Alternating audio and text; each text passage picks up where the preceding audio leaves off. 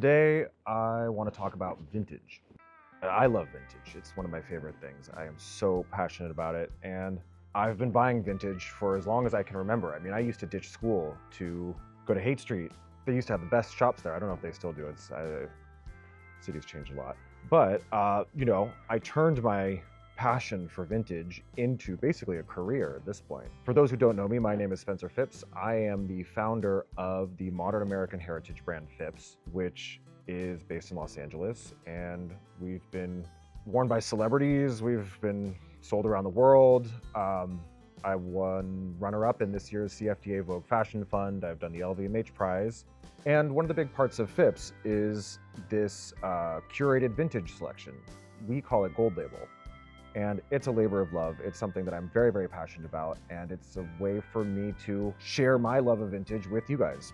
You know, we do these drops a couple times a year of just really, really great pieces. We just did one, which if you missed it, it's probably because you're not following us on social media, and you should do that.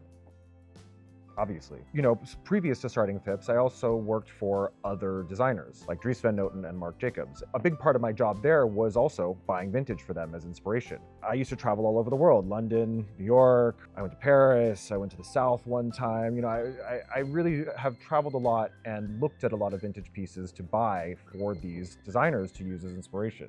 I've been buying vintage for, I'm gonna date myself here, but more than 2 decades at this point.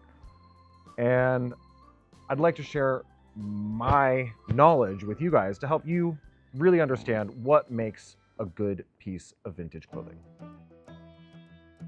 All right, so you walk into a vintage store, or a flea market or something, some place that's selling vintage wherever you are, and you're looking for stuff, and you immediately start getting overwhelmed, frustrated, and a little grossed out because it smells. I get it, I've been there.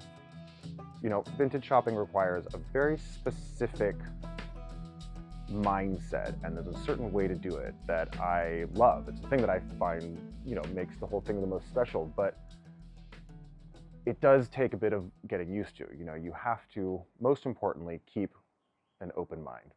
You can't go in there and really have a clear idea of what you want. I'm looking for a dress for this event, and I want it to be pink, and I want it to fit like this. It's not like, you're never going to find it. You're going to be super annoyed the whole time, and it's just going to piss you off. You got to go in and just be surprised. Vintage stores don't really work on set things. It's not like a certain bestseller. I've traveled the world enough and bought enough vintage that I have a great sensibility for who's around and what they specialize in, because certain stores will specialize in, say, Western gear, Army stuff, this, that. So if you're looking for something, yeah, you can definitely go to the Army guy and say, hey, I'm looking for cargo pants. But beyond that, you're not really going to get the exact thing.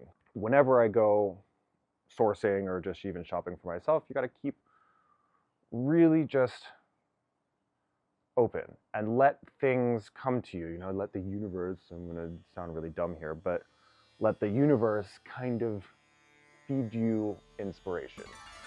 And when you find something that speaks to you, you'll learn to be open to that and try it on, fuck around with it, play around, worst case scenario, you take it off. It's not that big of a deal. But once something, does speak to you, pick it up off the rack or dig it out of the bin or whatever, and you immediately just start looking at the details. That's when you can really start discerning what it is you're looking at. It's important to look at the tags.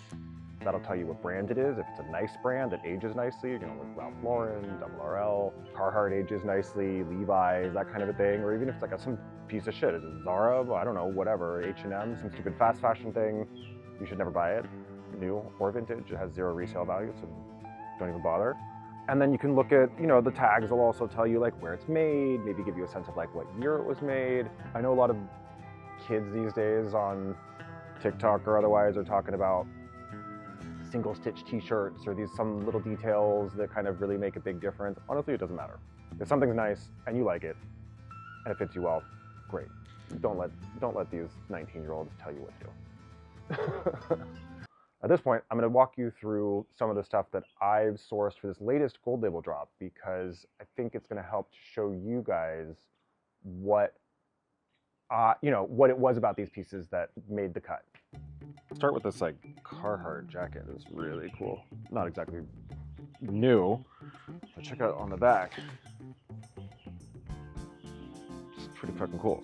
So when it comes to sweatshirts, it's like kind of tricky. You want to be careful, make sure that it like fits you. Some of these old ones, especially ones from like the 50s, I mean, they're just goofy as hell, but sometimes it's fun.